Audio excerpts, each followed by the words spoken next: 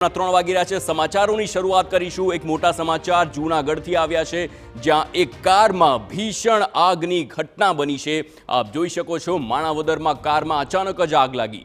Car Junagadh તરફ જઈ રહી હતી અને ત્યારે સમય સૂચકતા વાપરી ચાલક બહાર આવી ગયો હતો। તો ઘટનામાં કોઈ જાનહાનિના સમાચાર નથી, પરંતુ આ દ્રશ્યો જે છે કારમાં ભીષણ આગના, તે ખૂબ જ ગંભીર છે।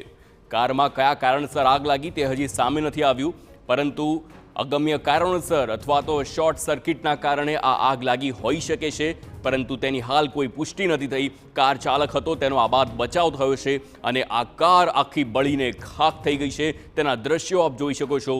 ભીષણ આગ લાગી હોવાના આ દ્રશ્યો છે।